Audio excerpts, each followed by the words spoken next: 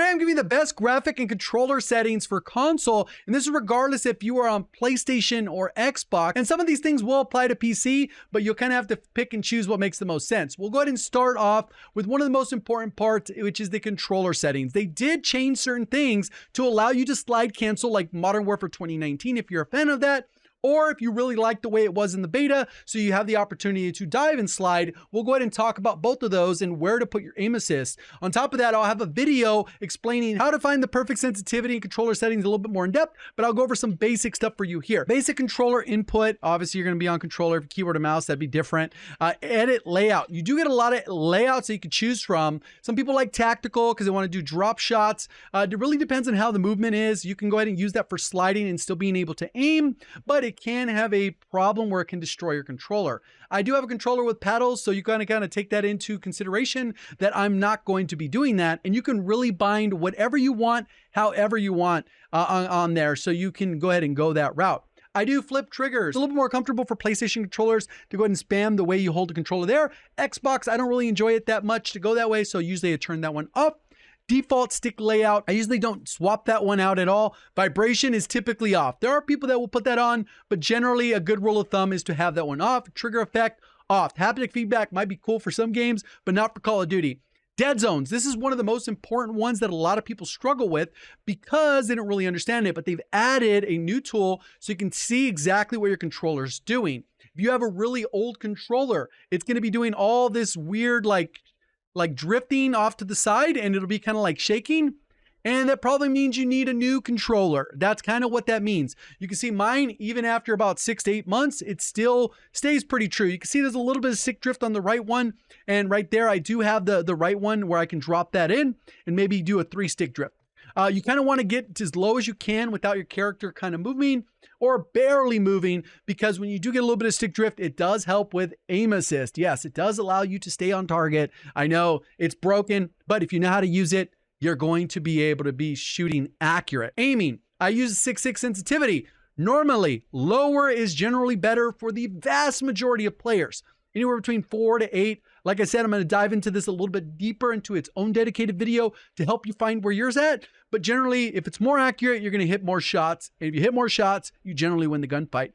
Probably wouldn't go below 4 unless you really need it. And then I use a 0.8 multiplier. You go ahead and put this at 1. You could even put this down to 0.6 and then raise your sense a little higher and kind of figure that out for you. Tac stance, you can modify with that one. I haven't had enough time to really play with the tac stance. I know a lot of people aren't necessarily using that. Dynamic aim response curve is a preference. Some people will say it has more aim assist, but it really just comes down to how it moves the controller. It allows you to be very accurate, especially when you get used to it. But standard is very good. Linear's good. It really comes down to the player, but I think more people kind of adopted the dynamic response curve. One other thing you could do is, especially if you're going to be using snipers or something like that, you might want to put a high zoom optic a little bit further out. But since we're staying in multiplayer and the map's lengths aren't necessarily as crazy, maybe in ground war, you kind of want to fine tune this for a high zoom optic so it still feels comfortable when you are using a different optic, because the higher zoom will be so slow. You might want to be able to adjust that as you go in there as well. Target aim assist is on, and then I use Black Ops aim assist. You can either use Black Ops or default. It's marginal difference, almost indistinguishable which one's going to be which, but do not use precision or focusing unless you are very comfortable with how those ones work. I would, if you're asking why not? Just use default or Black Ops. That's definitely the way to go. And then third person correct assist is just there, and then you're pretty much good to go there. Automatic tactical sprint, and that's going to help with a little bit more mobility. If you find that you get caught in the tac sprint animation a little too much, it might be worth turning that one off or just going to automatic sprint so you don't break and wear down your controller. I have tap for tactical sprint. Grounded mantle off, airborne mantle off, and then automatic ground mantle hang off, and then tap to slide, and that'll allow you to go just slide and be straightforward that way. You can also do tap to dive, dive only, slide only. So this is the part that I was talking about specifically when it comes to slide canceling. I will show you the difference right now after we get through these last two settings. Plunging underwater, free. Parachute auto deploy off. That's more for ground war if you jump out of the plane, or in battle royale, right? Sprinting door bash on, mantle only, and then we have slide cancel sprint on.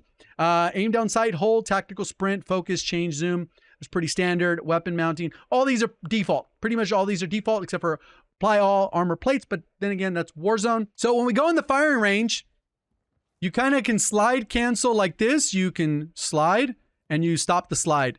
If you aim down sight, you can go ahead and stop the slide through there.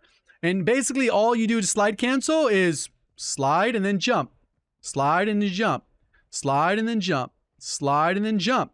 And what happens is because you have slide and dive on, the game has to wait a small amount of time to decide whether or not you're holding it long enough to do an actual dive or a slide. And that makes it so that the start of the slide is a little bit delayed by a few, like 100 milliseconds, 200 milliseconds. It's pretty slow. But if we go into the settings and then we adjust it, we can get rid of the dive and make it so it's slide only. What this will do is make it so it feels a little bit more responsive. So when you slide, it already happens instantly. It already knows. It's going to feel like Modern Warfare 2019. So that's at the cost of getting rid of the dive. It's because of the way the movement is. Slide, jump, and it's actually even smoother than 2019 if you want to go ahead and go that route. So go ahead and try each one if you want one or the other. If you prefer 2019's movement, you're probably going to stick with one, but keep in mind you will not be able to dive. A reminder before we get into all the graphics, if you enjoy the video, you find it helpful, please do me a favor, hit the like button and subscribe to find your way back for more. Now onto the graphics, and this is the part I have a couple little secret sauces in here help you out, which I think a lot of people miss over. So on texture streaming on, world motion blur off, weapon blur, film grain, that's kind of been standard forever. Depth of field off, fidelity cast on, and I would keep this 70 plus, and it just makes your game look a little bit better. Some people prefer all the way to 100 with the sharpness, but each one's different. Eco mode, efficiency, I have a 120 hertz monitor. I play at 107 FOV. Typically multiplayer professionals, they play between 95 and 105. Since I play both Warzone and multiplayer, I usually keep it kind of in the middle because a lot of times the pros in Warzone will push that to 120. So that one is 100% preference, but keep in mind that the further the target is away, it'll look smaller because you use a wider FOV. Least camera movement, inverted off. You could make it so it does darkness instead of light. And then you got third person transition, game perspective, brightness, safe area is a great one. And this one, what it does is it brings in the corner of your mini map. The top left edge of that white corner right below safe area on the left is where your mini map will sit.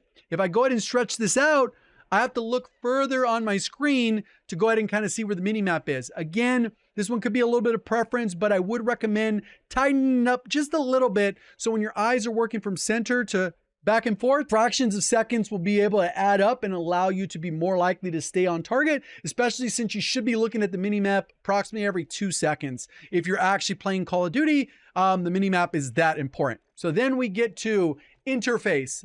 Again, like I said, this is the secret sauce of making it look good on top of everything. So you can choose whatever color palette you want. I wouldn't really worry too much about that. That one you can swap after we make this next change. And that is to switch to color filter 2. Color filter target is both. And that'll apply it to your interface and your world. If you go ahead and turn this off, it makes the colors a little bit more dull.